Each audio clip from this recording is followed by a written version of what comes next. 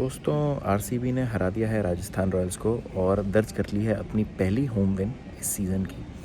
और अगर हम ये कहें कि राजस्थान रॉयल्स ने फिर से चोक किया है तो मेरे ख्याल से ये एक इंसल्ट होगी आरसीबी की बॉलिंग की, क्योंकि जिस तरीके की आरसीबी की बॉलिंग ने आज रिजॉल्व दिखाया है और जॉश हेजलवुड ने जैसे 19वां ओवर डाला है जहाँ पे उन्होंने सिर्फ 1 रन दिया था और 2 विकेट निकाले थे। आई थिंक वो सही नहीं होगा कि हम बोलें कि राजस्थान रॉयल्स ने चोक किया है। और ये ऐसी कोई चीज़ नहीं है जो हमने नहीं देखी है पिछले कुछ मैचेस में। अगर आज भी आप देखें तो 18 रन चाहिए थे 2 ओवर में। अगर आप इसको डिवाइड कर दें 18/2 तो 1 ओवर में 9 रन चाहिए। तो 1 ओवर में 9 रन से 3 मैचेस में नहीं बने लगातार। फिर से चोक कर दिया इन्होंने। और अगेन जो हेटमायर और ध्रुव जुरेल का जोड़ा है जिसको फिनिशिंग की जिम्मेदारी दी गई है, ध्रुव जुरेल ने आज अच्छी बैटिंग की है। भुवनेश्वर कुमार को 22 रन भी मारे उस ओवर में, जहाँ पर 18वें ओवर में जहाँ लगा कि हाँ अब गेम जो है वो आ गया है राजस्थान रॉयल्स के फेवर में, और बहुत ज़बरदस्त उन्होंने वहाँ बैटिंग की। लेकिन एक मैं बात ये कहना चाहता हूँ कि बहुत ही अंडररेटेड है आरसीबी की बॉलिंग अटैक। मेरे ख्याल से उतना क्रेडिट नहीं मिल रहा है आरसीबी की बॉलिंग को जितना मिलना चाहिए। अगर आप देखें आज आप बोलेंगे कि भले ही हेजलवुड ने 4 विकेट लिए हैं, 33 रन उन्होंने दिए हैं, गेम कहाँ पलटा? कृणाल पांड्या। भाई कृणाल पांड्या इतने अंडररेटेड बॉलर हैं, इतनी शानदार गेंदबाजी कर रहे हैं इस सीज़न। 2 जो उन्होंने विकेट लिया आके मिडिल ऑर्डर में, रियान पराग को आउट किया। रियान पराग थोड़ा सा आज फ्री फ्लोइंग बैटिंग कर रहे थे। अब मेरा यही क्रिटिसिज्म है रियान पराग का कि आप आते हैं, स्टार्ट लेते हैं, लेकिन उनको कन्वर्ट नहीं कर पाते हैं। रियान पराग को उन्होंने आउट किया। उसके अलावा अगर हम बात करें तो और भी मतलब जिस तरीके की गेंदबाजी हुई है, सुयश शर्मा थोड़े से महंगे साबित हुए लेकिन अच्छी गेंदबाजी की, सपोर्ट की। एंड ओवरऑल एक प्लान क्लियर है। और आरसीबी ने क्या किया है कि अपनी वीकनेस को अपनी स्ट्रेंथ में बदल लिया है। तो हमेशा हम क्या करते हैं, ट्रोल करते हैं आरसीबी को भी, बॉलिंग ख़राब, बॉलिंग ख़राब, बॉलिंग ख़राब। भाई बॉलिंग बड़ी ज़बरदस्त हो गई है उनकी। अब राजस्थान रॉयल्स की अगर चेस की बात करें तो शानदार शुरुआत हुई थी। यशस्वी जायसवाल ने जिस तरीके से शुरुआत की थी, 50 रन बना दिए थे लगभग 19 गेंदों में, 49 पे आउट हुए। और उसके बाद समस्तीपुर के लाल वैभव सूर्यवंशी लगा दिया छक्का, इस तरीके से सुरेश रैना ने बोला, शानदार। लेकिन मतलब वैभव सूर्यवंशी ने 2 अच्छे शॉट लगाए। 12 की रन रेट से पावर प्ले में बैटिंग की, 2 विकेट गिर गए थे ज़रूर, लेकिन अगर आप 200 के आसपास का टोटल चेज़ कर रहे हैं तो इससे अच्छी शुरुआत आपको मिल नहीं सकती। और अगेन टाइम एंड अगेन इस सीज़न फिनिशर्स ने डिसअपॉइंट किया है राजस्थान रॉयल्स को। हेटमायर आज फिर से फेल हो गए। और नितेश राणा अगेन अच्छी शुरुआत की, अच्छे शॉट्स खेल रहे थे। फिनिश करना चाहिए मैच, एंड तक लेके जाना, एंड तक लेके जाना चाहिए, डीप लेके जाना चाहिए। इसलिए मैं कृणाल पांड्या की तारीफ़ कर रहा हूँ कि बीच में आके इंपॉर्टेंट विकेट निकाल दे रहे हैं। जॉश हेजलवुड ने तो 4 विकेट निकाले ही। जो आरसीबी की बैटिंग की शुरुआत हुई ताबड़तोड़, फिल सॉल्ट ने जो किया है वो तो हम देखते ही। देखिए विराट कोहली ना इस सीज़न फिर से ऑरेंज कैप की रेस में सेकंड नंबर पर आ गए। अभी तक हमने बात ही नहीं की थी विराट कोहली की, और ये इस बंदे की ग्रेटनेस है। मतलब विराट कोहली क्या है कि विदाउट इवन ट्राइंग, मतलब वो उनका ऑटो मोड में चलता है सब कुछ। मतलब आप ग्रेटनेस समझ पा रहे हैं विराट कोहली की क्या है, he is not even trying. या मतलब उनका बेसिक नेचर ये है कि मतलब वो उनको ऐसे ही खेलूँगा मैं, ये मेरी बेसिक बैटिंग है और मेरी basic batting is better than some of the best batsman जो आप देख रहे हैं सीज़न। मतलब हमने कितनी बात कर ली बटलर की, हमने बात कर ली शुभमन गिल की, सूर्य कुमार यादव ने कंसिस्टेंसी पकड़ ली, साई सुदर्शन टॉप पर हैं, लेकिन सेकंड नंबर पर आ गए विराट कोहली। सिर्फ 25 रन दूर है उनसे ऑरेंज कैप की रेस में। यार किस लेवल पे ऑपरेट कर रहा है बंदा, मुझे तो समझ ही नहीं आता। मतलब और आज तो स्ट्राइक रेट पे भी कोई सवाल नहीं उठा सकता जिस तरीके की बैटिंग की उन्होंने। जो फिटनेस है, जो एज है, जो शॉट्स है, मतलब देखिए हम जैसे लोगों की तो ना मतलब वो ही नहीं बनती है कि विराट कोहली पे कुछ कमेंट करें। हम ना सिर्फ मतलब ये देख के भौचक्के के रह जाते हैं कि बंदा क्या क्या करे जा रहा है और क्या क्या अचीव करेगा यार। तो फिर से मतलब अभी तक आप देखो जितनी भी बातें हुई हैं, चाहे मैंने की हो चाहे किसी और ने की हो, विराट कोहली का नाम ही नहीं लिया था ऑरेंज कैप की रेस में अभी तक, ठीक है। And he second right now.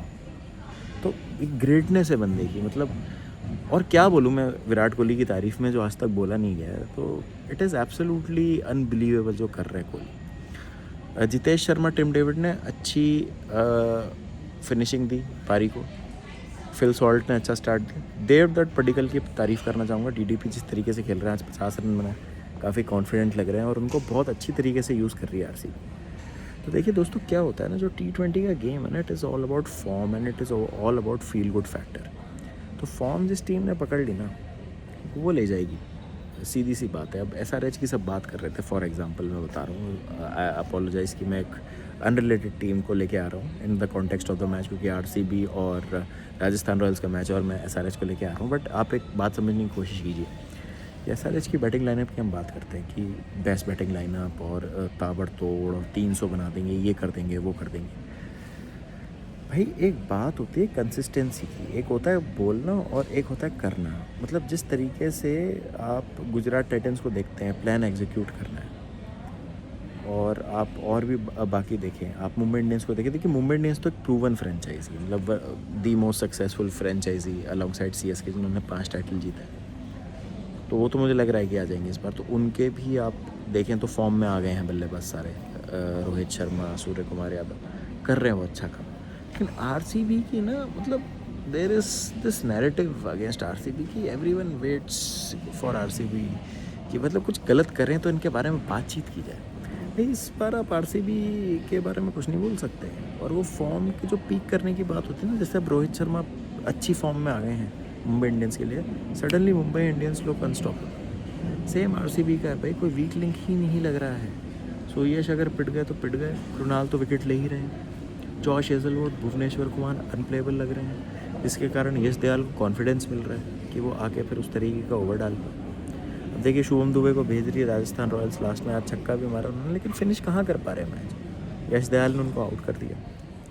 तो अगेन घूम फिर के बात यही आ जाती है कि अगर लगातार आप तीसरे मैच में इस तरीके से आप हार रहे हैं तो आपकी स्ट्रैटेजी क्या है। But again taking nothing away from RCB, क्योंकि आज आरसीबी ने किया है ना, स्पेशली जो बॉलिंग में किया है, बहुत ही बेहतरीन चीज़ थी। वो मास्टर क्लास है इन डेथ बॉलिंग, जो हमने आज देखा।